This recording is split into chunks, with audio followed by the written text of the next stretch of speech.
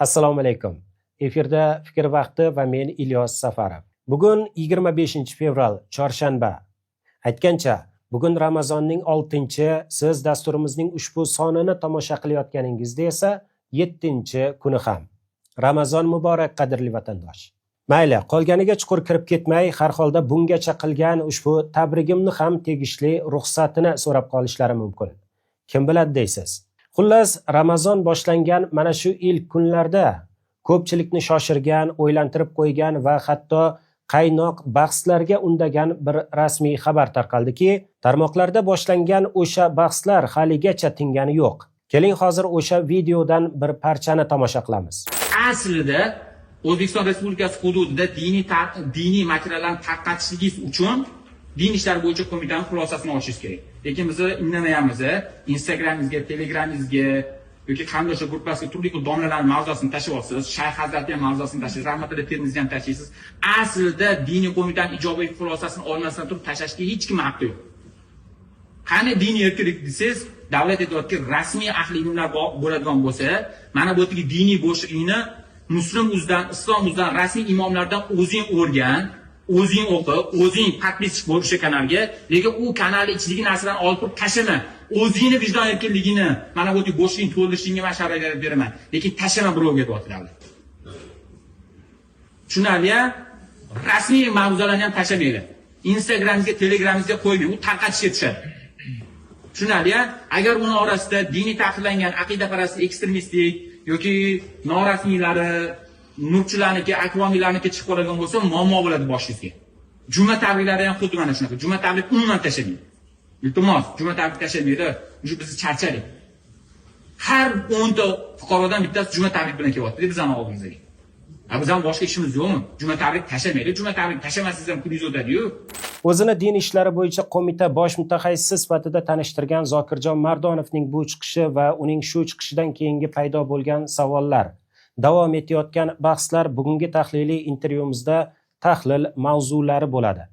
Mehmonlarimiz din ishlari bo'yicha qo'mita sobiq raisi Nurimon Abulhasan, Inson huquqlari ezgulik jamiyati rahbari Abdurahmon Tashanov va advokat Rahmiddin Turganovlar. Assalomu alaykum, xush kelibsizlar.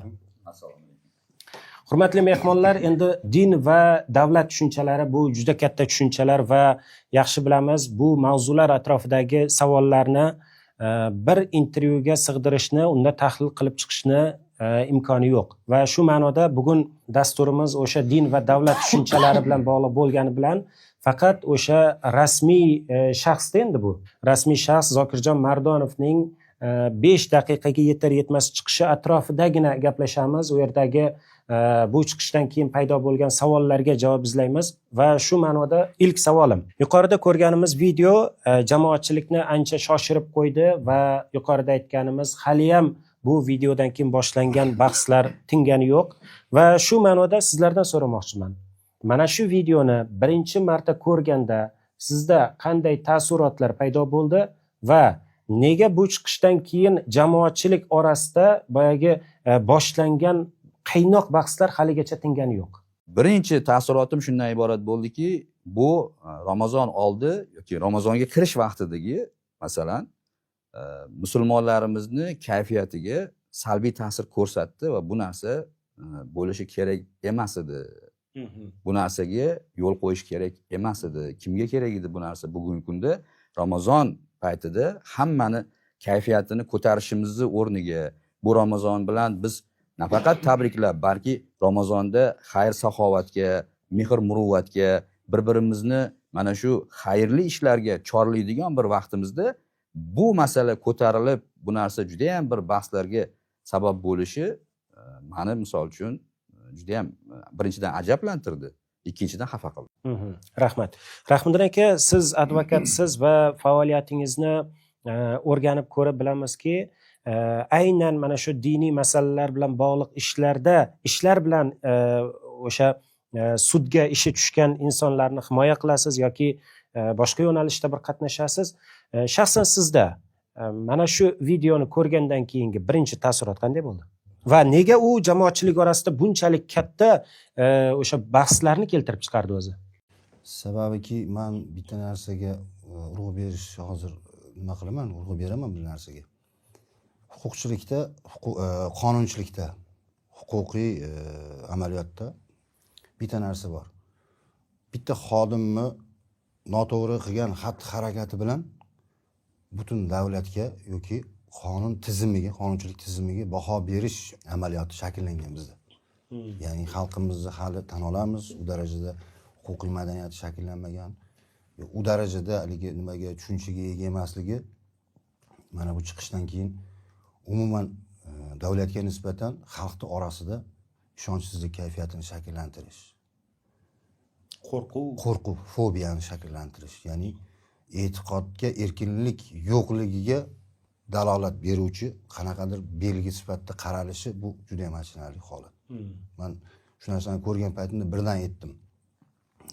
Bu narsani hozir tushungan tushundi, tushunmagan endi bu qanaqa, haqiqatan hozir ustozimiz aytgandek, u odamni xafa qiladigan darajada yaxshi nima bo'lmadi bu narsa.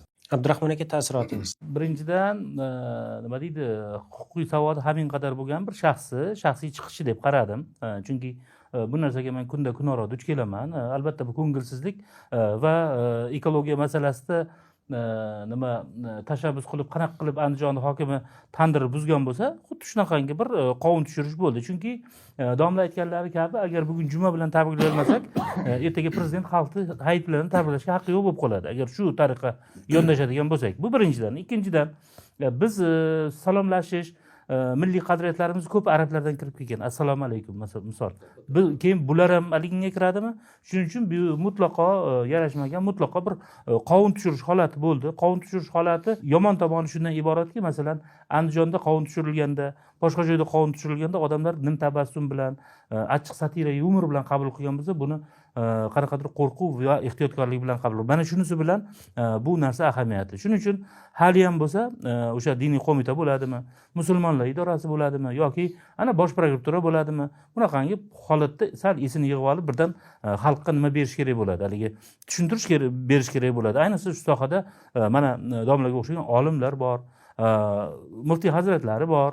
Bu qonunlar bunaqa talqin qilinmasi kerak. Juma muborak degan narsalar mayli endi hamma hali siz aytganingizdek o'zini darajasida talqin qiladi. Yana gapimni oxirida aytmoqchimanki, o'sha Otto von Bismarckning bitta gapi bor. Qonun deydi, yomon bo'lsa ham deydi, yaxshi odamlar qo'lida deydi, yaxshi ishlaydi deydi. Agar qonun deydi, nima bo'lsa, agar yomon odamlar bo'lsa, shunaqa mazmundagi gapi bor. Ya'ni diniy qo'mita bugun o'ta salohiyatsizligini, men endi buni hali ko'rsatuv davomida keltirib beraman. Ekspertlarni qanchalik sayozligini, bilimni, bu ta'lim bilan borib taqalib ketishini hammasini nima qilaman, bu qovun bo'ldi deyish mumkin. Xo'p, mana endi davlat pozitsiyasi sifatida taqdim etilgan mana shu munosabat, har holda davlat nimani istayapti, davlat xohlayaptiki degan so'zlar bor-da, davlat nomidan aytilyapti, rasmiy shaxs. Mana shu video mazmuniga bir marta o'tamiz. Xo'p, videoda Zokirjon Mardonov shunday deyapti: O'zbekiston hududida diniy materiallarni tarqatish uchun din ishlari bo'yicha qo'mitaning xulosasi zarur. Qani diniy erkinlik desangiz, davlat aytayaptiki, mana bu yerda diniy bo'shlig'ingni rasmiy ahli ilmlarni chiqishi, Muslimuzdan, Islomuzdan, rasmiy imomlardan o'zing o'rgan, o'zing o'qi, o'zing a'zo bo'l, lekin u kanalning ichidagi narsalarni olib tarqatma. O'z vijdon erkinligingni, bo'shlig'ingni to'ldirishingga sharoit yaratib beraman, lekin birovga tashlama degan gapni aytayapti. Rahmiddin aka, birinchi sizdan so'ramoqchiman. Avvalo, huquqiy tomondan qarasak, O'zbekistonda diniy materiallarni tarqatish uchun ruxsat talab etilishi O'zbekiston Respublikasi Konstitutsiyasidagi har kim axborot olish va uni erkin tarqatish huquqiga ega degan asosiy qonundagi bob bilan yoki modda bilan qanchalik uyg'unlashgan o'zi? O'zbekiston Respublikasi qonunchiligida axborotni tarqatish masalasida, ayniqsa diniy masalada, bu to'g'ridan to'g'ri vijdon erkinligiga borib taqaladi. Bu mavzu vijdon erkinligiga borib taqaladi, ya'ni diniy bag'rikenglik, tolerantmiz. Bu bizni konstitutsiyamiz yangilanishidan oldin davlatimiz rahbarini o'sha 2017-yil 19-sentyabr Andijondagi ustoz eslasa kerak, ma'naviy muhitni sog'lomlashtirish va muqaddas islom dinini asrash davr talabi mavzusida bir uslubiy qo'llanmalari chiqqan. Hozir bilmayman, hozir bu narsa hozirgi qo'mitani xodimlarida yoki davlat idoralari xodimlarining qo'lida bormi yo'qmi, bizda bo'lgan bu narsa. ana o'shanda ochiq ravshan aniq ko'rsatib ketilgan. Shu joyda biz hozir yuqorida aytgan narsamiz to'g'risida urg'u berilgan. Ya'ni buni noto'g'ri talqin qilish bilan xalq orasida davlatga nisbatan norozi kayfiyat, norozi kayfiyatni uyg'otib qo'ymaslik. Bu shunday narsada endi mana erkin gapiradigan bo'lsak, biz o'zbekchilikda shunaqa narsa bor. Bizning xalqimiz azaldan shunaqa xalq, uni shaxsiyati bilan o'ynashsangiz bo'laveradi, kechirishi mumkin. Urib ko'rsangiz ham kechirishi mumkin. So'kib ko'rsangiz ham kechirishi mumkin. E'tiqodi bilan o'ynash bo'lmaydi. Bu xalq shunaqa xalq. Bu o'zbek xalqi e'tiqodi iymonini sotib qo'yadigan, iymon e'tiqodiga og'ib ketadigan xalq emas. Bu narsaga juda qattiq qaraydi. Shu uchun bundan boshqa narsalar, masalan siyosiy yoki boshqa narsalar, masalan internetda qanchadan qancha aylanib yotibdi. yo qanchadan qancha rezonansga chiqib, haligi kim nima bo'ldi, kim ajrashdi, kim erga tegdi, kim yana nima bo'ldi, shou biznes, uni ham o'zini muxlislari bor. Lekin bu narsa yana bir marta isbotladi. 36 million xalqni shu narsaga burib qo'ya qoldi. Qaratib qo'ya qoldi. Sababiki xalq e'tiqodi bilan, dini bilan o'ynashganni kechirmaydi. Bu katta xato bo'ladi. Bu narsada agar kimda kim e'tiqodi bilan o'ynashadigan, e'tiqodiga taalluqli nuqtaga tegib qo'yadigan bo'lsa, qonunchilikka keladigan bo'lsa. Ha, mana shu qismiga o'taylik. Qonunchilikka keladigan bo'lsak, qonunchilikda bu narsa bilan men o'ylaymanki, u Mardonov o'sha Zokirjon qorini aytgan, tarqatgan narsa, gapirgan gaplari huquqiy saviyani yo'qligidan. Bu shaxs o'zi huquqshunos emas.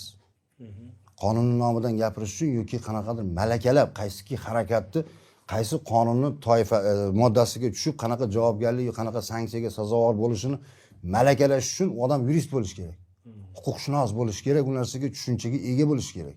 Nurman aka, siz nima deysiz? Mana men boyagi axborotni erkin olish, o'rganish, uni qayta ishlash yoki tarqatish masalasi bilan bu masalani qanchalik uyg'unligini so'radim, parallel qo'yyapman. Mana hozir Rahmiddin aka vijdon erkinligi masalasini ham aytayapti. Qanchalik uyg'un yoki qanchalik mos keladi o'sha konstitutsiya talablariga? Hozir Abdurahmon akadan ham so'rayman, siz ham fikringizni ayting. O'zbekistonda normativ huquqiy hujjatlar iyerarxiyasi bor. Bu birinchi o'rinda bosh qomus konstitutsiya turadi. Vazirlar Mahkamasining qarori 5-o'rinda turadi. Ya'ni u qonunlardan va konstitutsiyadan ustun emas. Vazirlar Mahkamasi qarori bu ayniqsa mana shu 180-sonli qaror nima uchun qabul qilindi o'sha paytda 22-yilda? Chunki biz hammamiz yaxshi tushunishimiz kerak, O'zbekiston Respublikasi hududiga tashqaridan har xil diniy aqidalarni kirib kelishini oldini olish uchun qaratilgan qaror o'zi u. Ichkarida juma to'g'risidagi narsa emas bu yerda. Chunki u qarorda asosiy qaratilayotgan urg'u ekstremizm va terrorizmga qarshi yo'naltirilgan qaror deb tushunishimiz kerak. Va u ekstremizm bilan terrorizmni qatoriga juma tabrigini qo'yish bu mantiqan to'g'ri emas. Masalan. Va endi hozir juma tabrik mana shu bir chap tomondagi siz aytgan hamma masalalarning qatoriga qo'yilyapti endi bir qatorga. Shunga mana o'sha jumlani ichida mana Vazirlar Mahkamasining qarorini, talablarini yetkazib turib, masalan, u qarorda belgilanmagan, u qaror mazmun mohiyati nuqtai nazaridan ko'rsatilmagan juma tabrigi qo'shilib ketgani oqibatida kelib chiqdi o'zi aslida bu narsa. Chunki hamma biladi bugungi kunda O'zbekiston Respublikasi hududida diniy materiallarni tarqatishdan avval Din ishlari bo'yicha qo'mitaning maxsus ekspertlik xulosasini olib tarqatsin deyishdan asosiy maqsad O'zbekiston Respublikasida turli aqidaviy qandaydir bir norozi kayfiyatlar va buzuq radikal kayfiyatlarni oldini olish uchun qilingan masala. Endi yana bitta tomonki, agarda unaqa deydigan bo'lsak, bu yerda o'zi mana shu qarorni konstitutsiyamiz, yangi qabul qilingan konstitutsiyamizni 35-moddasiga moslab turib boshqatdan yozib chiqish kerak. Va yana bitta narsani aytaman, yuqorida mana aytib o'tildi, Abdurahmon aka ham aytdilar, muftiy hazratlarini tabrigini ham o'ylab ko'rishimiz kerak deganda, u yerda istisno yo'q. agarda endi din ishlari bo'yicha qo'mitadan maxsus xulosa olmasdan turib hatto muftiy bo'lsa ham chiqish qilsa, qonunda endi ommaviy Ha, ravishda diniy mazmunda chiqish qiladigan bo'lsa, avval diniy qo'mitaga muftiyni ham yozganlari agar maqola bo'lgan bo'lsa yoki onlayn chiqishlariga ham demak taqiq qo'yilishi kerak bo'ladi. mediada chiqishlari Mediada chiqishlari hammasi taqiq qo'yiladi, chunki istisno yo'q u yerda. Diniy xodimlarga yoki masalan rahbar diniy xodimlarga degan istisno yo'q. Shuning uchun bitta tomonini biz yaxshilab tushunib olishimiz kerak. Ilyosxon, siz mana savolni qo'yapsiz. O'zi aslida axborot olish huquqi hammada bor. Konstitutsiyaviy huquq u. Lekin din bilan bog'liq bo'lgan holatda, chunki biz qisqagina tariximizda, O'zbekistonning tarixida biz Namangan voqealarini ko'rdik, Andijon voqealarini ko'rdik va hokazo. Shu holatdan kelib chiqib, ya'ni bugungi kunda diniy materiallarni biz shunaqa tushunishimiz kerakki, agarda u noqonuniy diniy material bo'lsa, shunga e'tibor qaratishimiz kerak. Chunki biz bitta narsani yaxshilab bilishimiz kerak, bizni millatimiz, bizni qadriyatimiz, bizni xalqimiz deganda ichida hamma ketadi. Har qanday millat bizni xalqning ichida birikadi. O'sha O'zbekistondagi mana shu xalqlarni milliy va diniy qadriyatlarini doimiy ravishda hurmat qilishimiz kerak va bu narsaga biz hammamiz majburmiz. Rivoji uchun davlat sharoit yaratib berishi kerak. Sharoit yaratib berilyapti va shuni biz nuqtai nazardan aytishimiz kerakki, har qanday u qaysidir bir, endi u menimcha ichki qandaydir bir ko'rsatmalar bilan qayergadir borib gapirgan bo'lishi mumkin. Lekin bugun axborot texnologiyalar asridamiz. Bugun hech narsa hech kimdan maxfiy qolib ketayotgani yo'q. Shuning uchun har bitta odam shunaqangi, misol uchun, ayniqsa mutasaddilar bugungi kunda ayniqsa diniy hassos masalada juda ham ehtiyot bo'lib gapirish kerak. Chunki bugun biz ko'ryapmiz, davlat rahbariyati tomonidan ancha-muncha mana shu diniy masalalarda, misol uchun, qandaydir bir yengilliklarni qilishga harakatlar bor. Masalan, lekin ana endi u narsaga qandaydir bir odamlarda shubha paydo qilmaydigan qilib turib, bu narsani chiroyli qilib turib yetkazishimiz kerak va o'zi umuman qarori, men o'ylaymanki, qarorni yaxshigina nafaqat u davlat idoralarida, balki davlat idoralaridan tashqari bo'lgan mutaxassislarni ham fikrlarini olib, ya'ni jamoatchilikni ham fikrini olib, bir qator ko'rib chiqish kerak va tasniflash kerak. Xo'p, Abdurahmon aka, sizga hozir men Nurimon aka ochgan boyagi ekspertiza masalasidagi savolni bermoqchiman.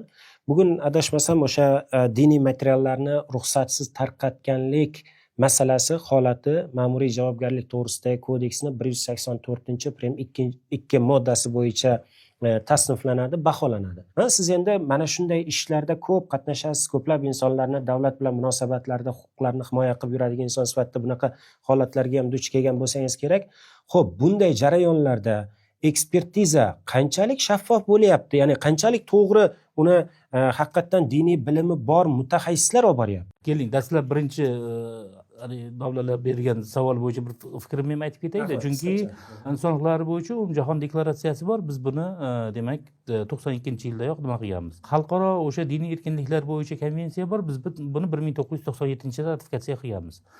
Siyosiy va fuqarolik huquqlari to'g'risida xalqaro pakt bor. Biz buni 2010-yilda ratifikatsiya qilganmiz. Bu har uchala dokumentda ham bizni milliy qonunlarimizdan ustun, chunki konstitutsiyada yozib qo'yibdi. Agar milliy qonunchilik bilan xalqaro qonunchilik zid keladigan bo'lsa, xalqaro normalar tan olinadi degan. Shuning uchun bu yerda hech bir gap so'z bo'lishi mumkin emas. Lekin o'sha diniy ekspertiza o'tkazish har bitta materialni, masalan, bo'lib hamki 95% musulmon bo'lgan odamlarning hammasini gapini diniy nimadan o'tkazishi umuman iloji yo'q bunaqangi katta megatonna materiallarida, misol. Tem bo'lib masalan o'sha qadriyatlar bilan, milliy qadriyatlar bilan diniy qadriyatlar birlashib ketgan joyda. Endi ekspertizaga keladigan bo'lsak, ekspertiza masalasi ham xuddi shunaqa. Men endi yana boyagi yigitni rasmiy gapiga qaytaman. Agar bu yigit xolis bo'lganda, qonunchilik nuqtai nazaridan gapirgan bo'lganda, "O birodarlar, juma muborak" deyish mumkin emas. Avliyo Valentin kuni bilan alik qilish mumkin emas yoki paxsa bayrami bilan tabriklash mumkin emas. sizlar dinlaringni aralashtirmanglar, biz o'zimizni o'zbek adabiy tilida davlatchilik huquqiy nuqtai nazardan yondashamiz. Qolgan narsani masalan o'zingni xohlaganingcha qilaver deganda unda masalan unda bir qanaqadir uni xolislikka tortsak bo'lardi. Ya'ni bu huquqiy davlatning vakili shu nuqtai nazardan gapiryapti. Buni orqasida bu gaplar orqasida uni ehtiyotkorligini orqasida qanaqadir bir islomofobik bir haligi nima deydi amaldorlarni ta'siri ham sezilib qolyapti degan narsa bor menda. Chunki domla men yuqorida aytganimdek agar u evangelistlar yo bo'lmasa krishnaitlarni sen bayraming bilan tabriklama, aralashtirma deganda boshqa gap edi, lekin faqat bu musulmonchilik haqida gapiryapti hozir. Endi ana shu odamlar sudlarda ekspertizada qatnashishadi. Men juda hayron qolaman. Shu qadar savodsiz, shu qadar haligi, endi bu albatta domla kechirasiz, shu sohada ishlagansiz, bu ta'lim bilan ham bog'lanib ketadi bir tomondan. Chunki bizni o'sha diniy ulamolarimizga berayotgan oliy ta'limimiz boshqamiz ham mayli, endi u hamin qadar uni haligi obyektiv, subyektiv sabablari bor. Men bu yerda chuqurlashmoqchi emasman, lekin shu qadar savodsizlik bilan nima qilinadiki, ko'p hollarda ekspertizalarda endi ekspertizalar ham hammasini davlat monopoliyasida. Mana siz o'zingiz bana ko'p duch kelasiz advokatlik faoliyatingizda, xususiy ekspertizalar yo'q. Yana masalan olib borib o'sha diniy qo'mitaga borib mana kecha gapirib o'tirgan odamga siz nimani hal qilishga majbursiz. Mana shu to'g'rimi yoki noto'g'rimi? Mana shu to'g'ri qabul qilinganmi yo'qmi? Yo bo'lmasa mana domlaning soatining ichidan yo bu yigitning telefonining ichidan chiqqan narsa to'g'rimi noto'g'rimi degan juda katta miqdordagi materiallar olib borasiz. Ular ko'rib ulgurmaydi uni. Ko'rib ulgurishga ham hojat yo'q. Masalan, diniy qo'mitada domla siz ishlagan paytingizda nechta shtat bor edi? Bir 50 ta ekspert bormi? Ya, ulgurish masalasiga alohida o'tamiz. Misol, ya'ni yo'q. Buni o'zi umuman iloji yo'q. Mana siz bilan qilganmizmi yo kunuzdami bir chiqish qildik ma'naviyat ekspertizasi bo'yicha. Keyin qonun loyihasini birdan yo'qib tashladi. Chunki sharmandalik narsa. Chunki hamma narsani bitta elakdan o'tkazish juda qiyin-da. Masalan, daryoning suvini qanday qilib siz bitta elakda o'tkazib olasiz? Bitta qismini o'tkazishingiz mumkin. Bu o'sha diniy qarashlar bilan bog'liq narsa yoki ma'naviyat bilan bog'liq narsalar ham hammasi shunday narsa. Masalan, uni hammasini ekspertizadan o'tkazish iloji yo'q. Bu bir. Ikkinchidan, agar biz bu narsalarga shunaqangi filtr qo'yib qaraydigan bo'lsak, biz potensial jinoyatchilar ichida yashayapmiz. Masalan, tarmoqqa shunday kiring, kimdir ma'ruza qilib yotibdi, kimdir diniy diyonatdan gapiryapti. Uni hammasini o'tkazish iloji yo'q. Diniy bloger bo'lib yasab olgan, o'zini bloger yasab olgan. Nimaga o'sha ishlamayapti? Nega o'sha qonun ishlamaydi? Qonun nimaga ularga ishlamaydi? Nimaga uni olib kelib masalan so'ramaydi? Masalan, nimaga sen gapiryapsan? Bitta mashhuri bor, uni tilga olmoqchi emasman. O'zi umuman olganda onlayn ham qiladi-ku. Umuman olganda xuddi shunaqa, onlayn yo bo'lmasa mashinada keta turib, boshqa ya'ni bu nostandартlik, bunaqangi ikki xil nimalar, boshqalar bu juda yomon narsa. Men hozir yaxshiyamki buni davlatimizning pozitsiyasi deb qabul qilmayman. Ana kechagi Zokir deyapsizlarmi kim? O'shani hatto qonunning pozitsiyasi ham deb qabul qilmayman. U odam bir shaxsiy o'zini subyektiv fikrini bildirdi. Mayli endi haligi nima deydi, orqasiga mamlakat bayrog'ini qo'yib olib, balki qo'mitaning nomidan gapirsa gapirgandir. Lekin amaliyotda o'sha Zokirjon Mardonov aytayotgan gaplar amaliyot ishlayapti-ku. Ko'p ko'ryapmiz-ku. Yo'q, amaliyot ishlayapti degan emasda. Agar amaliyot ishlasa, siz bilan meni ham tutib ketish kerak. Chunki kecha juma bilan tabrikladik bir-birimizni. Misol, to'g'ri, yashirincha qilgandir o'zi ehtimol. Menga dushmanmisiz? Kimsiz? Siz nega jo'natasiz? Yo'q, o'zim aytaman. Shuning uchun agar qo'mita xolis bo'lsa, haqiqatan ham din ishlari qo'mitasi bo'lsa, boshqa dinlarga ham qarasin. 4 ta konfessiya bor O'zbekistonda. 16 ta din vakillari qatnashadi. Nimaga Krishnaylar masalan aytaylik. Yana yangilari yoki tabriklasa u taqiqlanmaydi, yoki evangelistlar, yoki bo'lmasa baptistlar, yoki bo'lmasa mana hozir mormonlar degan bitta tashkilot kirib kelayotgan ekan O'zbekistonga, buni matbuotdan o'qiyapmiz. Nimaga ularga diniy bag'rikenglik bo'ladi-da, islomga nisbatan bunaqa bo'ladi? Men buni haligi dindoshlarimiz o'rtasida bir haligi qilmoqchi emasman, bitta qo'zg'amoqchi emasman, lekin o'sha odamlar esini yig'ib olsin. Esini yig'ib olsin, chunki bunaqangi narsa bilan haligi xalqni hissiyotlari bilan o'ynashish, odamlar hissiyotlari, e'tiqodi bilan o'ynashish, bu bitta yarimtalik qorong'uda o'tirgan odam ishi emas bu. Bu davlatning ishi, chunki prezidentimizni aytaylik, masalan, butun mana 1 trillion masalan so'm miqdorida xayriya pullar ajratdi. Bu narsalar hammasini yo'qqa chiqaradi. Shuning uchun bu odamlar eng kamida hozir iste'fo berish kerak meni fikrimcha va to'g'ridan to'g'ri o'sha diniy qo'mita uni gapini izohlab berish kerak. Mayli uni qaysi kurator aytdi, qaysi nima qildi, u boshqa masala. Bu jarayonni o'zi qanday kechadi? Bu jarayonni o'zi olinadigan material, o'sha manba, ma'lumot, o'sha yuqorida aytgandek haligi uchastkavoy ushladi yoki kimdir qaysi terrorizm xodimi yoki masjidda oldida turgan bir xodim soqolini bunisini bahona qildida oldi qo'lidan telefonni tekshirgan kishi bo'ldi. Diniy mazmundagi degan so'zga urg'u berish, biz hech kim ahmoq emas, hamma biladi, erta bismillah bilan boshlansa bo'ldi. Diniy ekan deb qabul qilaveradi buni. Ichida she'r o'qiladimi, boshqami? Man hozir mana shu narsani ekspert bilan qo'shib bitta narsani qo'shimcha chiqib ketmoqchiman. Abdurahmon akam ekspertlar saviyasi to'g'risida gapirdi. Men bunga qo'shimcha qilaman. Bu o'tgan voqeadan. Andijonda bir holat bo'ldi. Bir shaxsni sudlangan holati bo'ldi. Ekspertiza bir yilda 3 marta ekspertiza berilgan xuddi shu materialni o'zi. Bitta material. Endi o'zlarining vijdoniga bu ekspertlar qanaqa xulosa bergan. Birinchisida ma'muriy beryapti, ma'muriy deb отказ qilyapti. Ikkinchisida ma'muriy beryapti, xuddi shu narsani ma'muriy отказ qilyapti. Uchinchisida yana shu narsani ekspertizaga beryapti. Ekspert aqidaparast g'oyalar bilan yo'g'rilgan deb beryapti. Nega beradi? 2 marta xulosa olingan-ku. Endi kimgadir kerak bo'lgan bu shaxs, menimcha. Bu hozir mana 6 yilga 5 ta bolali shaxs. Aytishim, ochiqlashim mumkin. Yunus Zakariya degan Andijonda o'sha Shahrixonda bo'lgan voqea. Men advokat qatnashdim. 6 ta statiya qo'ygan, 4 tasini oldirdim, 2 ta statiya bilan ketdi shu bola. Material deb topgan narsa dialog. Ikkita shaxsni dialogini material deb topdi. Qonunchilikda mana hozir ekspertiza masalasida gaplashganimiz uchun yoritib ketyapman. Qonunchilikda material bo'lish uchun qo'yiladigan talabi bor. Ssenaristik uslubda, rejissura tartibida u yozilgan, mana bizni gaplashishimizga o'xshab yozilgan, ko'rinishga kelgan yoki auditoriyaga chiqib gapirilgan holat bo'lishi kerak. Ikkita odamning telefonda gaplashgan gap material deb tan olinishi, men Andijonda qoyil qoldim shu joyda. Ekspertiza bergan xulosasida. Bu bitta masala. Ekspertiza boyagi savolingizga javob, ekspertiza xulosasisiz diniy deb topilmaydi, o'tmaydi bu narsa. Demak o'tkaziladi. Endi mana shu jarayonda qo'llanmasi o'tkaziladi. Ekspertizaga savollar qo'yilib, yuqoridagi keltirilgan material, keltirilgan manbada uni masalan olish tartibi bor. Akt bilan o'sha shaxsdan ikkita xolislar ishtirokida akt dalolatnoma asosida olinadi. O'sha olingan manba konvert solinadi. Elektron tartibda bo'lsa diskka yoki fleshkaga joylanib qo'mitaga jo'natiladi. Qo'mitaga jo'natilganda avtomatik savollar qo'yib jo'natiladi. Yuqorida keltirilgan manbadagi qaysi biri bor aqidaparastlik, nimaga to'g'ri keladi bersa, masalan o'sha mutaassib tahqirlangan aqidaparast g'oyalarning yo'g'rilgan yoki konstitutsiya tizimiga xilof shunga o'xshash javob bilan keladi. Endi buni xuddi haligi tibbiy ekspertizaga o'xshab toifasiga qarab statiyalanadi, malakalanadi, ya'ni ma'muriy jinoyat belgilanadi. Siz aytgan o'sha hozirgi Abdurahmon akam aytgandek, hozir bu yigitning gapidagi gap 184.2 bilan agar kvalifikatsiya qilinadigan bo'lsa, endi diniy degan so'z bor, ustozim aytgandek, noqonuniy so'z, unga e'tibor berish kerak. Noqonuniy diniy. Ya'ni noqonuniy diniyni biz qayerdan bilamiz? Birinchidan ekspertiza xulosasidan bilamiz, ikkinchidan o'zimizga qiziq bo'ladigan bo'lsa, bizni O'zbekiston Respublikasi Vazirlar Mahkamasining Din ishlari bo'yicha qo'mita bilan birgalikda har 6 oyda menimcha yangilab turibdi hozir ro'yxatni. Shunaqa. Mualliflar ro'yxati yoki materiallar ro'yxati. 1000 2000 dan ziyod. Ana o'shani tarkibida keltiriladi. Noqonuniy keltiriladi. Ana o'shani tarkibidagi material bo'ladigan bo'lsa, xuddi biz aytgandek 184.2 ga tushadigan noqonuniy. Lekin bu yerda juma keltirilmagan. Hozir ustoz aytgandek 180 Vazirlar Mahkamasining qarori qonun osti akti u. Qonun emas. Qonun osti akt. Unda yo'q ham u. Juma bilan tabriklash degan umuman matnning o'zi yo'q. Mabodo bo'lgan taqdirda ham demoqchiman. Lekin bu narsa qonundan ustun emas.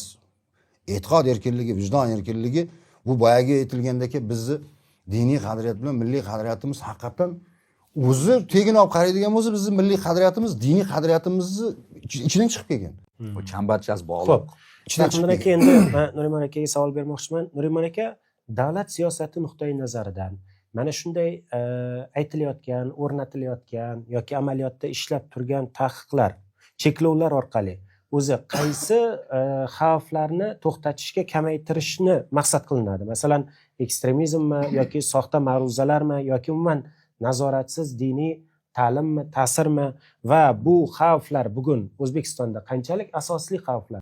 Hozir mana shu bahsimizga sabab bo'lgan qisqa muddatli video masalan chiqishni misol uchun shunday bir ta'rif berish mumkinki, xuddi biz shu chiqish bir 15 yil avval yoki 20 yil avval shu chiqish masalan chiqib shu narsa gapirilganida, ya'ni 20 yil avvalgi odamlarni tushunchasi, ya'ni qaysi ma'noda? Chunki ko'pchilik bilib bilmasdan turli demak ekstremistik demak toifalarga, oqimlarga qo'shilib qoldi, boshqa bo'ldi deyilgan bir hadik o'sha paytdagi. To'g'rimi? Chunki u paytda ko'rdik biza o'sha tashqaridan kirgan har xil g'oyalar ta'siriga tushib qolgan bizni o'zimizni o'g'lonlarimiz. 10-15-yillar. Misol Har uchun. bir mahallada bir 4tasi Deo ro'yxatida bo'ladi. Masalanda endi qarang. Endi biz hozir 2026-yildamiz va birinchi ma'muriyatdagi qilingan xato kamchiliklar yangi ma'muriyat orqali e'tirof etildi ham va bu narsa noto'g'ri ekanligini ham va shu bilan birgalikda minglagan odamlar har xil demak Ro'yxatlardan chiqarildi. ekstremistik Prezidentni degan o'zi bosh bo'ldi bunga. bosh Deo bo'ldi. degan ro'yxatlardan chiqarildi. Ular kerak bo'lsa reabilitatsiya qilindi. Har Ayni. biri ayni shu narsalar bo'ldi. Shu Meni nuqtai davrimda nazardan bunday ishlar bo'lmaydi degan gaplar aytildi.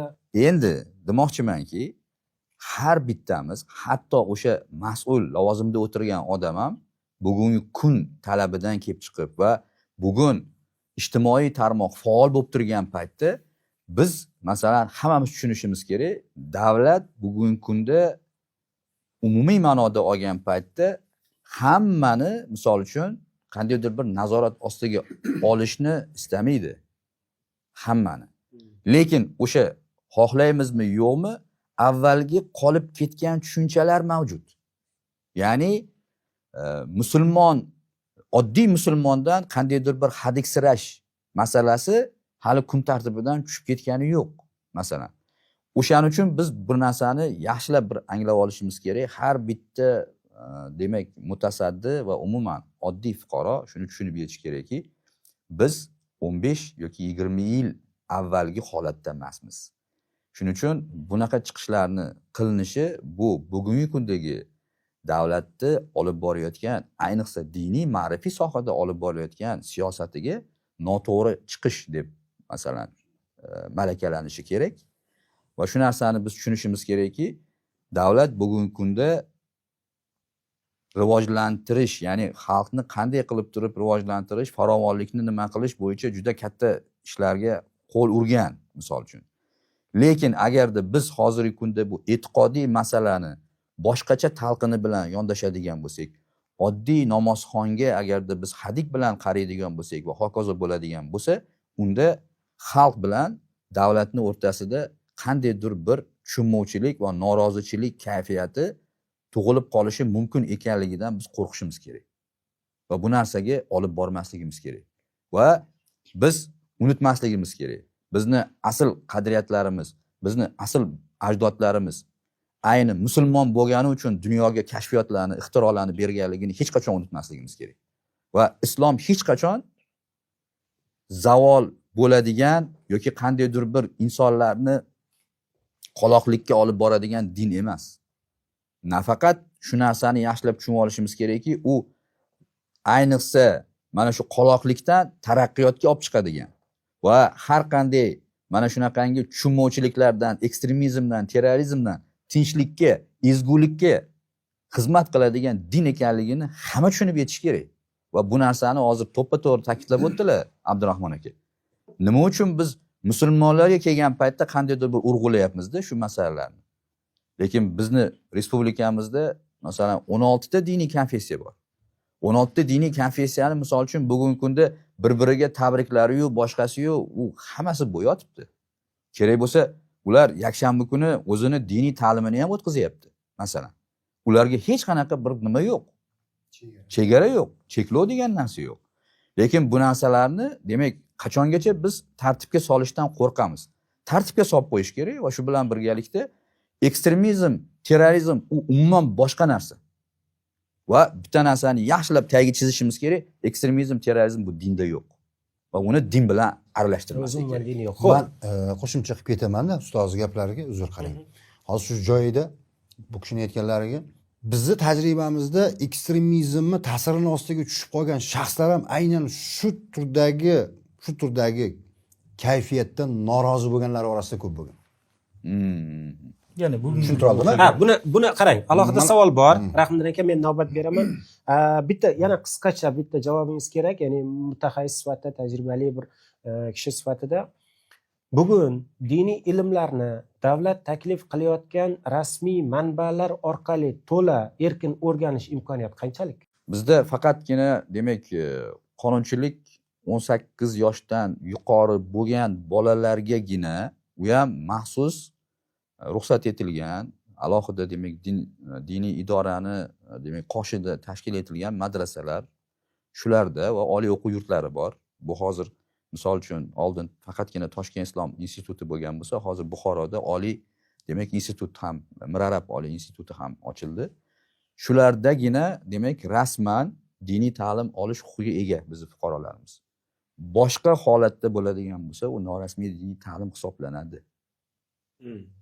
Shuning uchun biz endi qanday nima taklifimiz shundan iboratki, bu narsalarni demak qandaydir bir nazorat ostida bo'lsa ham o'quv kurslar shaklidami yoki misol uchun qandaydir bir odamlarimizni, ya'ni mayli 18 yoshdan keyin deydigan bo'lsak ham masalan, lekin ehtiyoj agarda misol uchun rasmiy diniy ulamolar orqali qondira olmayotgan bo'lsak, unda ular u ehtiyojni, o'zidagi miyasidagi turgan ehtiyojni u nimadan qidiradi? Ijtimoiy tarmoqdan qidiradi. Iloji yo'q va demak ana shu narsani qiziqish bo'lgandan keyin u qiziqishni unga bo'lgan mana shu ehtiyojni kim qondiradi? Biz qondirmasak. Ya'ni o'zimizni mana shu yurtimizdagi mavjud rasmiy doiralar qondirmaydigan bo'lsa, u narsa yana boshqa tarafga qarab ketaveradi va bu narsa ya'ni oxiri topilmay qoladi. Abdurahmon aka, endi sizga bir savol bermoqchiman.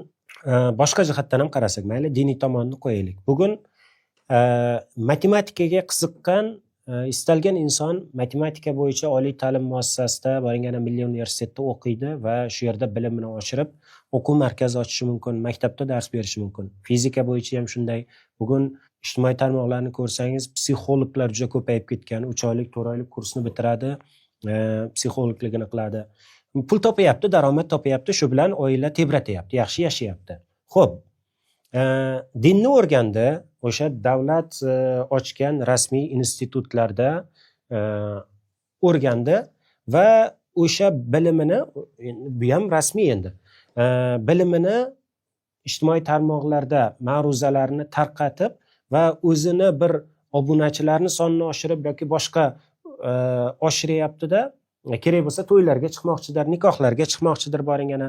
Bu yerdagi masala, ko'tarilayotgan masala diniy bo'lmasin, istalgan bir masala bo'lsin, xohlagan mavzusida bir ta'limot qilib tarqatyapti. Xo'p, nega endi boshqa sohalarda berilgan o'sha imkoniyat, yaxshi yashash uchun deylik, diniy sohani qo'yib, imkoniyat o'sha diniy sohani o'rgangan mutaxassislarga berilmaslik kerak?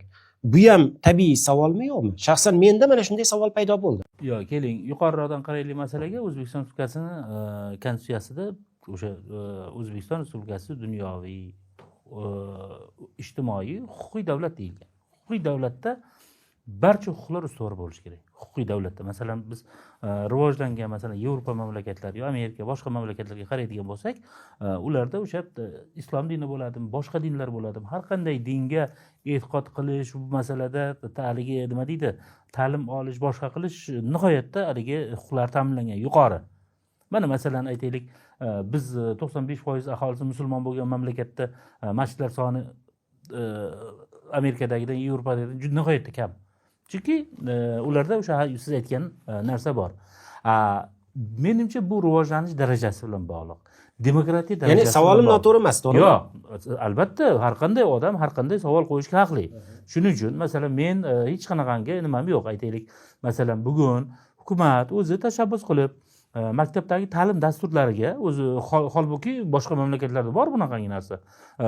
Nima deydi, o'sha islomiy darslar, masalan, endi albatta nimadan kelib chiqib, kontingentni ko'pchiligidan yoki kamchiligidan kelib chiqib, Misol, masalan biz mana bugun o'ris maktablarga haligi beryapmiz-ku. Misol, masalan biz o'zbek tilini bilasan deb bitta o'ris tilini majburlayotganimiz yo'q, lekin u yoqda Rossiyada yo o'ris tilini bilmasang deb o'zbekni qabul qilmayapti. Xuddi shunday, shu ma'noda keling biz nima qilmaymiz, boshqa tillarni kamsitmaymiz, chunki qonunimizda shunaqa. Lekin masalan maktablarga, o'rta maktablarga, masalan standart ta'limga biz rost shuncha nima qilib dinshunoslik fanlarini kiritishimiz mumkin. Buni hech qanaqangi haligi joyi yo'q. Bundan qo'rqishga ham keragi yo'q. Misol, mana shunda keyin o'sha yashirin hujralar, boshqalar nima qilardi, haligi barham topar deb o'ylayman. Bu bir. Ikkinchidan, ayrim organlar bor, hukumatni faqat shunaqangi yo'l bilan shantaj qilish orqali masalan oylik oladi. Masalan, bu yoqda bunaqa bo'lib ketdi, bu yoqda bunaqa bo'lib ketdi, ana bunday bo'ldi, mana bunday bo'ldi. Biz terrorizmga qarshi kurashyapmiz, ekstremizmga qarshi kurashyapmiz degan haligi soxta hisobotlar bilan yoki bo'lmasa kechagiga o'xshagan mana Zokir kim deyapsiz hozir gapirgan odam shunga o'xshaganlarni bir haligi qilish nuqtai nazaridan haligi sal jonlantirib olish nuqtai nazaridan tirikchilik qilayotgan idoralar bor. Mana shu idoralarni menimcha bu nimasi, masalan, hatto shunaqangi ochiq muhokamalarimiz ham yoqmaydi ularga unda qarasangiz. Lekin holbuki biz o'sha konstitutsiyadan kelib chiqib, prezidentni chaqiriqlaridan kelib chiqib, davlatchilikni eng ilg'or nimalardan kelib chiqib fikrlayapmiz. Har qanday savolni masalan siz bugun efirda beryapsiz. Bu savolni hatto odamlar shivir-shivirda berishi mumkin, choyxonada berishi mumkin. Undan xavfliroq. Siz-ku mana ochiqcha beryapsiz. Shu nuqtai nazardan olmagan bunaqa savol. Shu nuqtai nazardan masalan men huquq himoyachisiman. Har qanday huquq, masalan, nafaqat din bo'yicha, boshqa narsalar bo'yicha ham o'qitish, boshqa masalan odamlar xohlagan ta'lim yo'nalishlari bo'yicha o'qishini tarafdoriman. Masalan, menga qolsa inson huquqlari bo'yicha o'qitilsin maktablarda. Masalan, men o'zi kasbimdan kelib chiqaman. Yoki mana bu kishi aytyaptilar nima? Hammaga imkoniyatlar berilishi kerak. Ya'ni biz huquqiy davlat iddao qilayotgan ekanmiz. Huquq nuqtai nazaridan xalqaro majburiyatlarni, milliy qonunlarni bajarishga majburmiz. Xohlasak, xohlamasak, u xavfsizlik bo'ladimi, boshqa bo'ladimi, yoki mamlakatda boshqa bir haligi nimalari haligi qilinadimi, hisobga olinadimi? Bundan qat'iy nazar biz huquqiy davlat iddao qilayotgan bo'lsak, albatta huquqqa nima berishimiz kerak. Demokratik davlat iddao qilayotgan bo'lsak, demokratiyaga nima berishimiz kerak. Ijtimoiy davlat iddao qilayotgan bo'lsak, albatta pensiyalari hamma narsani ta'minlab qo'yishimiz kerak. Shunaqada bu. Advokat sifatida, huquqshunos sifatida Rahmiddin aka nima deysiz bu savol bo'yicha? Shaxsan menda mana shunday savol tug'ildi. Ya'ni mutaxassisligini o'rganib kelib, hamma turmush sharoitini yaxshilash uchun o'qityapti, bilimini istalgancha tarqatyapti katta-katta guruhlarda, YouTube kanallarda, ijtimoiy tarmoqlar bo'lsin. Nega bularniki to'xtatilishi kerak? Buni men o'zimning fikrim endi bu. Siz hozir dunyoviy fanlar bilan bir qatorga qo'yib gapiryapsiz-da, bu ruhoniy fan. Buni men o'ylayman, qanaqadir haligi nima deydi? Kimgadir halol beradigan darajaga yetib qolishdan qo'rqishadimi yo qanaqadir bir nimadir yuzaga keladi deb o'ylashadimi? Cheklangan, sababi standartlashtirib. Bu ruhoniy fan bo'lgandan keyin din, qaysi din bo'lishidan qat'iy nazar hech qaysi dinda O'zbekistonda aynan ruxsat berilgan 16 ta konfessiya o'sha ichida kiradigan dinlar hech birida men har bittasiga alohida to'xtalib o'rganganman ham, ko'rganman ham, qiziqqanman ham bu narsaga. Musulmon sifatida o'zimni dinimni aytadigan bo'lsam, hech qayerda bir yomonlik bironta dinda yo'q demoqchiman. Diniy nimada. Siz aytgan o'sha matematikada yo fizikada yo boshqada tirikchilik qiladiganlarni bu bilan tenglashtirish umuman to'g'ri kelmaydi. Bularni ham qo'ya turing. Kimdir boring Marko Poloni tarixi bo'yicha o'qib keldida, shu bo'yicha o'qitib, o'quvchisi topildi, o'qityapti. Bu savolingiz tabiiy. Bu savol menda ham bo'ladi. Bu savol menda ham bo'lgan. Masalan, u siz aytgandagi o'sha masalan xristianlik qaysi sektasi bo'yicha o'rgatish yakshanba kunlari aytilgandagi biz ko'rganmiz cherkovlarda darsi bo'yatibdi boshqasi. Biz ko'rmaymiz, lekin bolalarni masjidda yoki bir qaysidir qayerda nimadir o'rgatilganini, o'qitilganini boshqasini. Bu qanaqadir ajratishga yo boshqaga o'xshab qolib ko'rinishi mumkin. Bu to'g'risida biz savol ham berganmiz. Bilasiz, savol berganimizda nima javob berishgan? Men ochiq ekranda aytaman bu narsani. Men bir mutasaddidan bu narsani so'raganman, shu narsani ishlab yurgan paytimda. Nima uchun shu narsa qilinmayapti? Agar shu narsa qilinsa, shu ochiq oydin biz bolalarimizga ochiqdan ochiq maktablarga dinshunoslik debmi yoki islomshunoslik debmi shuni kiritadigan bo'lsak, ozgina bo'lsa ko'zini ochib qo'ysak, shularni immunitet hosil qilsak, ertaga o'sha narsani ta'siriga tushib qolishini ancha oldin olgan bo'lamiz. O'sha Suriyaga targ'ibotlar bo'lib yurgan paytlari, bu 10-15-yillar. Shunda bizga shunaqa javob berishgan. Biz musulmonlar hozir ochsak bu narsani zarariga yurib qo'yamiz. Nima uchun? Biz hozir ertaga musulmonlar bolalarga maktablar ochsak, majbur bo'lamizki, boshqa konfessiyalarga ham ochib berishga. Ochib beramiz. Hozir biz o'tishda urinamiz, iqtisodiy taqchillik, qiyinchilik, iqtisodiy tortilgan bozor pul bilan kirib, ular yig'ilib ertaga qo'yadi. pul bilan kiradida, mana Yahudiyning maktabiga kelsang, Yo'q, bosh Qirg'izistonda oyoq- shunday holat bo'ldi-da. bosh oyoq Qirg'izistonda sarflab shunday beraman deydi, o'zbek o'zini bolasini olib borib Yahudiga topshiradi. Yoki nasroniy keladida shunaqa deydi, o'zbek o'zini bolasiga putyovka bor ekan, yozda Yevropaga kanikulda aylanib kelish ekan desa, yo tekinga til kursi bor ekan deb ochib qo'yadigan bo'lsa, ularda unaqa salohiyat bor. Boshqa konfessiyalarda bu narsaga salohiyat. Ana shunda biz o'zimizni bolalarimizni boy berib qolamiz. Balki bu to'g'ri hamdir. Men o'ylaganman bu narsani. Shuni o'ylab shu narsada to'xtaganman. Balki to'g'ridir shu narsa deb siz bergan savol menda kelganda. Vaziyat bo'yicha. Bitta masalada bu yerda biz avvalambor diniy ta'lim bilan diniy tushunchalarni farqiga borishimiz kerak. Chunki diniy ta'limga bu Qur'on tafsiri kiradi, hadis ilmlari kiradi, aqoid kiradi, fiqh kiradi va hokazo. Biz bugungi kunda qayerda bolalarimizni misol uchun yo'qotib qo'yapmiz. Biz masalan mana jadidlarning maktabiga qarasangiz ham ularda din odobi degan fan kirgan maktablarda va odob o'rgatilgan. Chunki agarda biz mana shu odobni hali o'rgatib olmasak bolalarimizga va shu odob orqali dinni asl mazmun mohiyati nimadan iborat ekanligini tushuntirmasak, tushundingizmi? Uni boshqalar misol uchun islomni tushundingizmi? Ya'ni tor doirada ko'rsatib qo'yishib, bu odamlarni o'ldirish, kallani olish va hokazoga olib borib qo'ymaslik nuqtai nazari bor bu yerda. Biz o'sha narsani ochib berishimiz kerak va qachongacha bu narsalarni yashirib o'tiramiz? Biz maktabda ana shu jadidlarimiz, ayniqsa mana Munavvar qori Abdurashidxonov tomonidan muallifligida yozilgan kitoblarni bir ko'rib chiqib, mana masalan mutaxassislar shu odobni tushuntirishimiz kerak o'zi. Odob nimadan iborat? Chunki din o'zi odobdan boshlanadi. Agarda inson odobsiz bo'ladigan bo'lsa, unda sekin-sekinlik bilan radikallashuv paydo bo'lishi boshlanadi. Ya'ni qaysi ma'noda radikallashuv? U tushunmay turib, masalan, dinning asl mazmunini tushunmasdan turib, u boshqa narsalarga, ya'ni boshqacha g'oyalarga va tashqaridan kirayotgan dinga aloqasi bo'lmagan mana shu e'tiqodga kirib ketib qolish nuqtai nazari bor. Shuning uchun biz bir narsani yaxshilab o'ylashimiz kerak. Buni misol uchun mana bu siz aytgandek buni qaysidir bir tadbirkorga berishdan avval xuddi mana Umrada ham shunaqa bo'ldi-ku, Umrani biz tadbirkorlarga berdik, lekin hammasi ham masalan Umrani nima ekanligini tushunmasdan harakat qilganlar ham paydo bo'ldi. Masalan, biznesga aylantirib yuborib boshqa bo'lib, masalan, lekin bu degani bu mutlaq berilmadi degani emas, berildi va shu bilan birgalikda o'zaro raqobat ham paydo bo'ldi va shu bilan birgalikda bu sohani xususiylarga berish mumkin ekanligi bo'yicha. Chunki bugungi kunda misol uchun ana shu Umrani davlat qanday olib borayotgan bo'lsa, xuddi shunaqa shaklda olib borayotgan shirkatlar ham yo'q emas. Bor, uni e'tiroz yo'q. 4-5 ta masalan noto'g'ri xatti-harakat qilgan bilan butun hammaga baho berib bo'lmaydi. Hajni bugun shunday qilish mumkin endi mana. Haj endi bilasiz, tashqarida bu 20 yil, 30 yil avval xususiylarga berib bo'lingan xalqaro tajribada. Ya'ni keyinchalik davlat chiqarishdi endi hamma narsa. Keyinchalik misol uchun bo'lishi mumkin, lekin biz endi bu narsani diniy masalan tushunchalarni beradigan hatto markazlarni tashkil qilishimizdan avval bunga bir zamin yaratib olishimiz kerak. Maktablarda o'sha odobi dinni, ya'ni dinni asl mazmun mohiyati nimadan iborat, nimaga xizmat qiladi din. Hozir Rahmiddin akani aytgan vaziyatiga to'g'ri keladiki, davlat, hukumat o'zi boyagi yo'llarni ochib o'rgatmaydigan bo'lsa, bugun internet, ijtimoiy tarmoqlar rivojlangan, aytgan xavf har qanaqasiga kirib kelishi mumkin.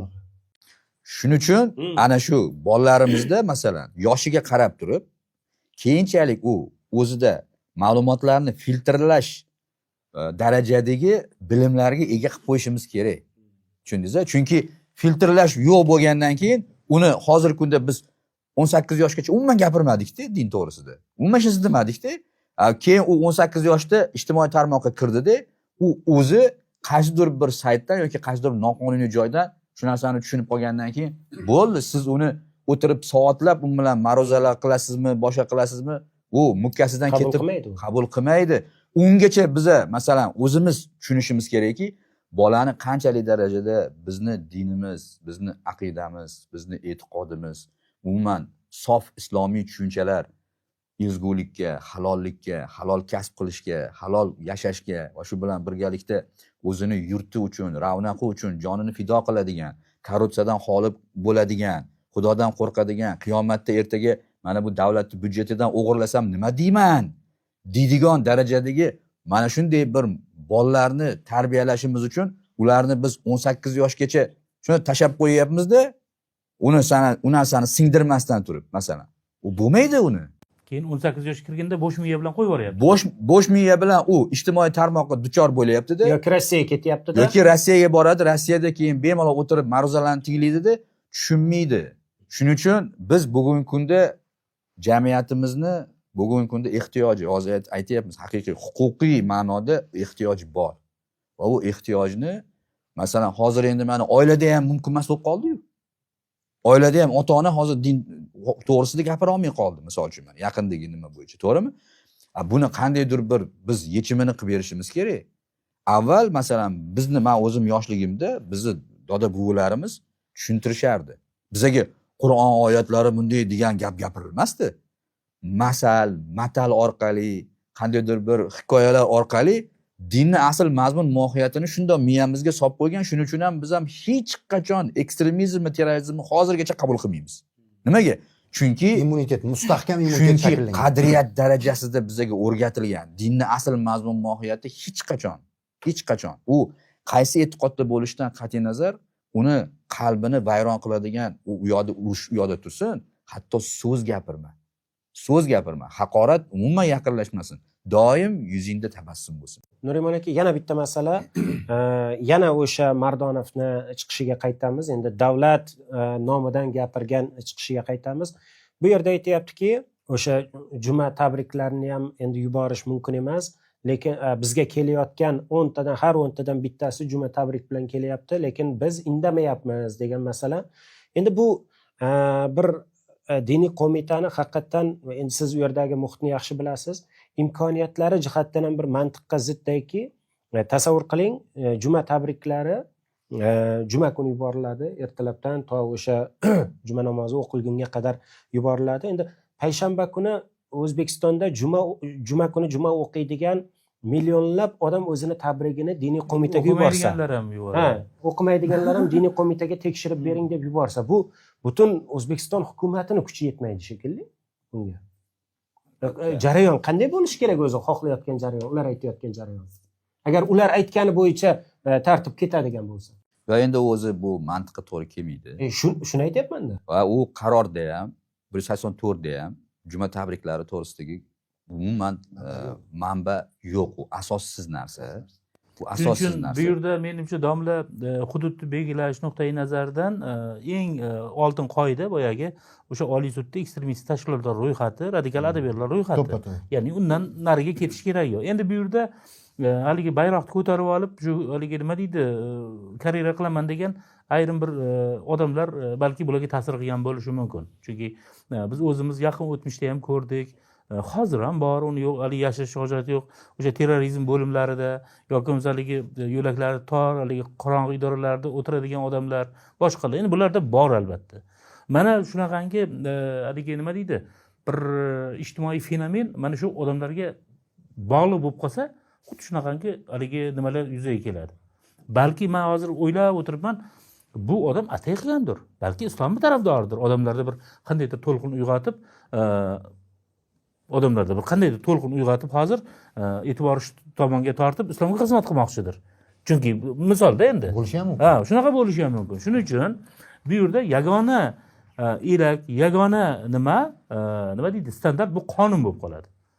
Albatta. Qonun bo'lib qolishi kerak. Chunki biz huquqiy davlatmiz, hamma narsalar belgilab berilgan. Endi shunaqangi paytlarda masalan Oliy Majlis palatalarida qo'mitalar bor. Masalan, Senatda ham qo'mitasi bor, shunga tegishli qo'mitalar yoki Oliy Majlisda ham qo'mitalar bor. O'shalar sal tilga kirib, baraka topib, qonunchi bizmiz. biz bunaqa deyishim, mana bunaqa talqin qilinishi kerak, bunaqa narsaga yo'l qo'yib bo'lmaydi degan fikrlar tashlash kerak. Bizga hozir Rahmiddin aka yoki Nuriman aka ro'mol o'raganlar yoki o'sha juma tabrigi yuborganlarni necha foizi radikal yoki necha foizi yotib olib xalifalik quramiz degan qandaydir g'oyalar bilan yashayapti degan tadqiqotlar ham yo'q menimcha. Yo'q, u statistika yo'q. Balki buni qilish kerakdir, balki o'rganish kerakdir. Bu ishlarga asos qilib agar qandaydir statistika bo'ladigan bo'lsa qilish mumkindir. Yo'q, endi misol uchun bizni ayollarimizni ro'mollari orqali o'sha ro'mol uni radikalligiga asos bo'ladi deyishni o'zi g'irt ahmoqlik. U noto'g'ri narsa u. U hech qanaqasiga to'g'ri kelmaydigan narsa. Endi misol uchun bugungi kundagi mana ayollarimiz o'sha ro'moldagilar mana misol uchun ishxonalarda ishlayotganlar bor. Davlatnikida bo'lmasligi mumkin. Ishxonada ishlayapti, o'zini bola chaqasini boqish uchun misol uchun kasb-kor qilyapti. Ba'zilar masalan mana oliy o'quv yurtlarida, nodavlat oliy o'quv yurtlarida o'qiyapti va hokazo hokazo. Agar siz aytayotgan radikallik yoki ana shu qaysidir bir tashkilotlar o'ylayotgan radikallik ularda bo'ladigan bo'lsa, yo'q, endi men bor demayapman, tomoshabin ham noto'g'ri tushunmasin. Ya'ni xo'p, mana shu vaziyatga asos bo'lishi uchun ham qandaydir ilmiy tahlillar yo'q-ku ularda degan ma'noni chiqarmoqchiman. Albatta. U birinchidan ilmiy tahlilga, analizga, juda ham chuqur analizga asoslanish kerak unaqa gap gapirish uchun, masalan. Va undan tashqari bizni xalqimiz azaldan o'zini iffatini saqlagan ayollarimiz misol uchun bu masalada ularni nimasiga, e'tiqodiga tegish, boshqa qilish, vijdon erkinligi to'g'risidagi diniy tashkilot to'g'risidagi qonunni buzishlarga olib keladi va 35-moddaga, konstitutsiyamizning modda xohlagan bugungi kunda fuqaro har qanday demak diniy e'tiqodda bo'lishi va bo'lmaslikka masalan haqli. Shunday ekan, bitta narsani yaxshilab tushunishimiz kerak. Hozir noto'g'ri tushunchalar borda. Masalan, mana shu agarda o'ta radikal bo'lsa odam, masalan, haqiqiy terrorist bo'ladigan bo'lsa, u mavjud qonunchilik bilan tekis yuradi. Yo'q, o'zi mavjud qonunchilik bilan uni agarda siz jazoga tortsangiz, unga hech qanaqa masala yo'q. Agar haqiqiy terrorist bo'lsa, u cheka-chukkalarga borib turib bir narsalarni yasab, bir qanaqadir bir portlovchi moddalarni boshqa bo'lsa, unga masala yo'q. Lekin bugungi kunda mana namozlarga qatnayotgan, masjidlarga kirayotgan va hokazolarda masjidga kirdi masalan bitta musulmon, u soqoli bormi, kiyimida qanaqadir o'zgarishlar bo'lsa ham masjidga kirgan musulmon, men tadqiqotchi sifatida, doktorlik himoya qilgan shaxs sifatida aytamanki, masjidga kirgan odamda hech qaysi radikalizm yo'q. Radikalizm borlar masalan, bugun o'sha misol uchunda qarayman. Ularni nimasi bo'yicha rasmiy imomni orqasida turib namoz o'qishni istamaydiganlari ko'p. Ularni o'qitolmaysiz. Men sizga bitta narsani aytaman. Chunki agarda bir insoniyki bor, O'zbekiston Respublikasidagi masalan bugungi kunda agar unda radikallik bo'lib, u haqiqiy ekstremist yoki terrorist kayfiyatidagi inson bo'lsa, u birinchidan diniy idora va diniy idora tasarrufidagi imomlarni birortasini tan olmaydi, saroy mullalari Iqtido qilmaydi va ularga iqtido qilmaydi. Va biladiki, bizda misol uchun har bitta masjidda Imom Azam mazhablari asosida namoz o'qiladi deb darrov hamma takrorlaydi imomlar. Uni tashqarida agar radikal bo'lsa yoki misol uchun o'sha ekstremist yoki terrorist bo'ladigan bo'lsa, birinchidan u masjidga qatnamaydi. Shuni tushunib yetish kerak mutaxassislar, hammasi, boshqa tashkilotlar ham hammasi tushunib yetish kerak. Chunki e'tiborga tushadigan nuqtalarda ko'rmaysiz ularni. Yo'q, agar haqiqatda birorta bir terrorchilik xurujini qilmoqchi bo'lsa, u birinchi qiladigan ishi soqolini olib tashlaydi. Bunday. Yevropacha kiyim kiyadi. Diskotekada yuradi. Kerak bo'lsa aroq ham ichadi. Shunday. Chunki u haligi nazorat ko'zga kerak emas. Tushmasligi kerak. Chunki ulardan shu narsa hozirgi kunda shu. Endi biz ham mana shu necha yilgi tadqiqotlar bilan Abdurahmon aka, necha yilgi o'y, fikr bilan, boshqa bilan suhbatlar natijasida men shu narsani o'zim tushunib yetdimki, bizni bugungi kundagi o'sha tashqarida mana ko'rinishida ro'mollarni o'rab, chiroyli bo'lib, iffatini saqlayotgan ayollarimizni tinch qo'yishimiz kerak. Erkaklarimiz soqol qo'yibdimi, masjidga kiryaptimi, bitta narsani yaxshilab anglab olish kerak. Soqol qo'yib masjidga kirayotgan odam ham bugungi kunda hamma biladi. Hamma masjidda kamera bor. Qo'rqmasdan o'sha kameralarga soqol bilan kirib kelyaptimi, u ekstremistlik unda umuman yo'q. Shuni tushunib yetishimiz kerak. Qachon tushunib yetamiz shuni?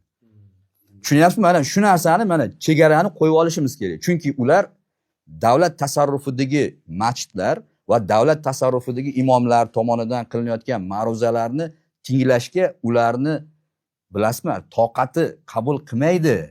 U chunki ular tushunmaydi u masalan, tushundingizmi? U qabul ham Ha, qilmaydi. unda radikallik darajasi juda baland, ha. Tushundingizmi? Qilmaydi, to'g'ri. Qabul qilmaydi va masalan o'sha oliy o'quv yurtlariga, nodavlat oliy o'quv yurtlariga qizlarni jo'natayotganlar, bolalarni misol uchun jo'natyapti. O'sha demak, u yerda ham nodavlat bo'lsa ham davlat ta'lim standarti asosida ta'lim beriladi. Davlat ta'lim standarti asosida ta'lim olishiga qizini ro'molda bo'lsa ham yuborib qo'yyaptimi? Shunga rozimi? Unda radikallik yo'q. Xo'p, oxirgi savol, endi hamma fikrlarni mana shu savolda aytishlaringiz mumkin.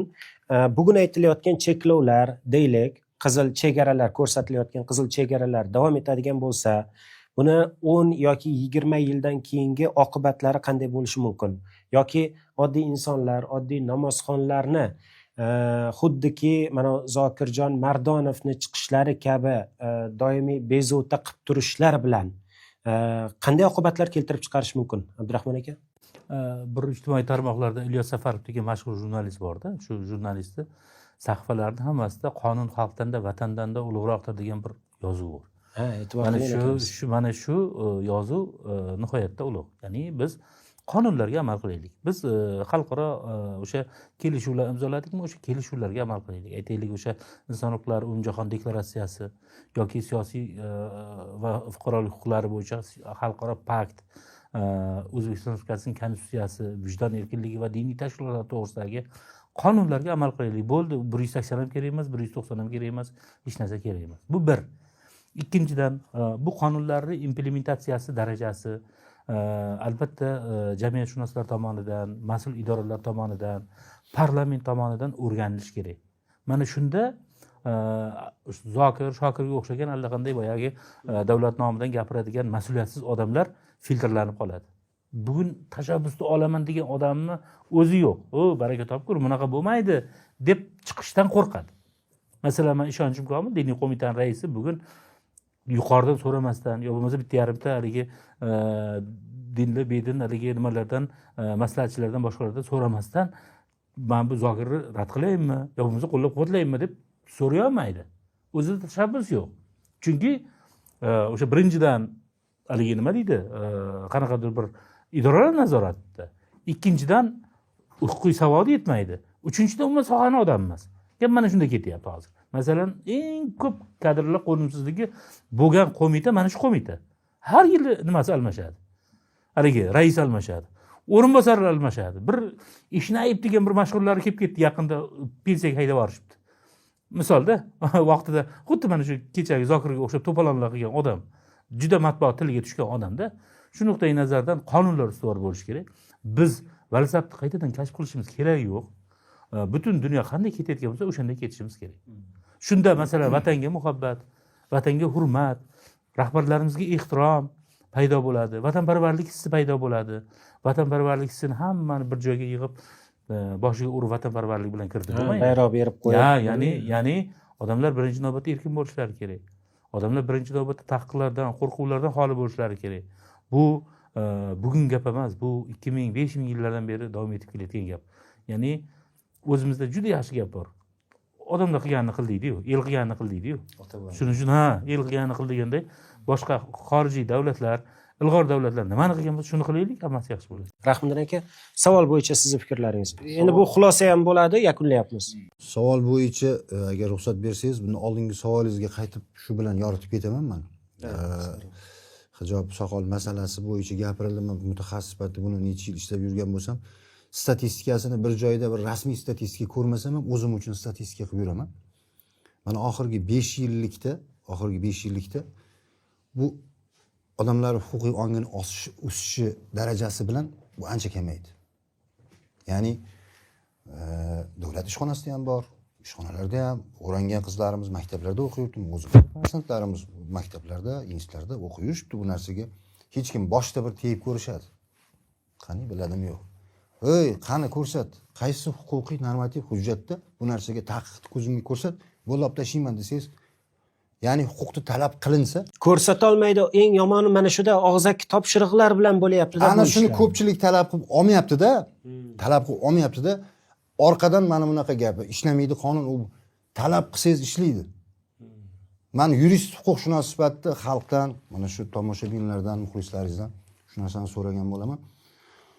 Har qanday holatda o'zini huquqini talab qilishga, o'zini haqqini so'rashga targ'ib qilaman. Oldin so'rab ko'rish kerak. Oxirgi savol bo'yicha. 20 yilda qanaqa bo'ladi? Men bu narsani siz 20 yilda agar shu taqiqlar boshqa bo'ladigan bo'lsa, 20 yilda bu taqiqlar agar xalqning saviyasi, huquqiy madaniyati, diniy ongi saviyasi shu o'sishda ketadigan bo'lsa, 20 yilda pisanti ham bilmaydi bu taqiqlarni bu xalq. Ishoning. 20 yilda ancha shakllanib, rivojlanib, o'zini o'rnini topib oladi. Pisand ham qilmaydi bu taqiqlarni. Chunki biladi hammasini. Zokir ham olmishga kiradi deysiz. Nuriman aka, endi sizga mana shu oxirgi savol. Bu fikrni siz ham aytdingiz, boyagi oddiy namozxonni, oddiy insonlarni bunaqa cheklovlar bilan chiqib ekranda gapirib, bunaqa chiqishlar bilan qo'rquvga qo'yish, bezovta qilish bilan nimaga erishiladi o'zi? Yoki oqibatlari qanday bo'ladi? Ilojjon bitta narsani ta'kidlab ketish kerak. Agar bu narsa juda ham ko'payib ketaveradigan bo'lsa, o'sha oddiy namozxon bugungi kunda siyosatga aralashmayapti. Siyosatdan nimadir talab qilmayapti, hokimiyatdan nimadir talab qilmayapti, namozini o'qib yuribdi, boshqa qilib yuribdi.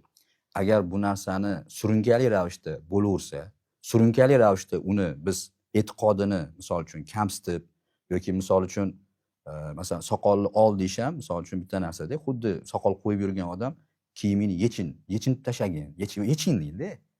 Masalan, u soqolni qo'yib yurgan odamga misol uchun tasavvur qilingda, Shaxsiy chegaradan o'tish. shaxsiy chegaradan o'tish masalanda.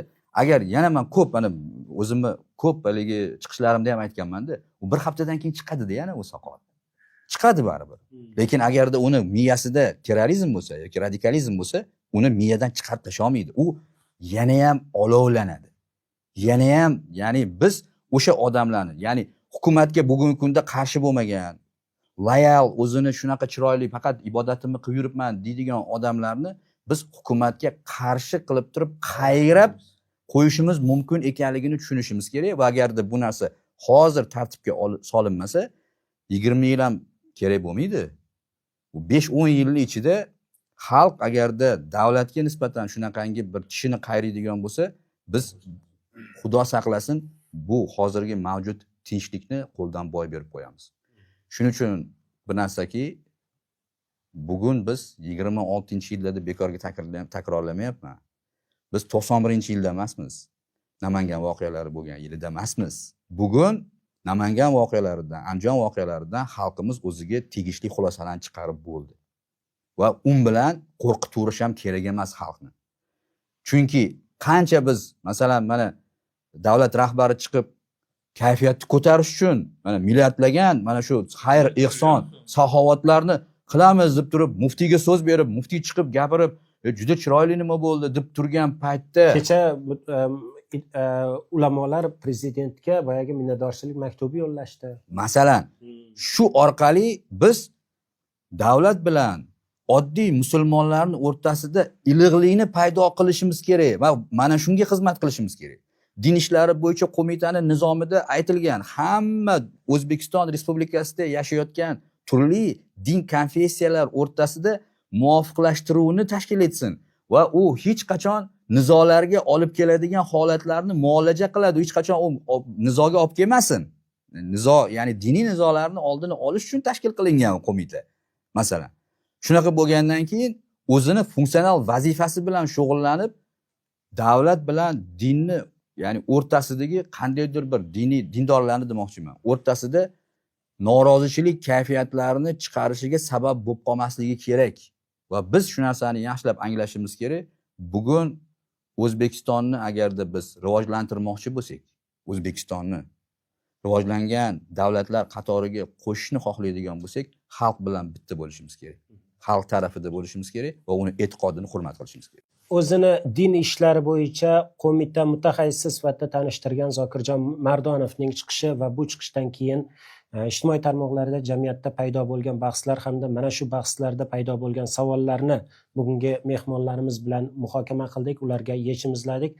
Xo'sh, siz bu borada qanday fikrdasiz? Fikrlaringizni ushbu videoning izohlar qismida yozing. Ijtimoiy tarmoqlarda bizni qo'llab-quvvatlang.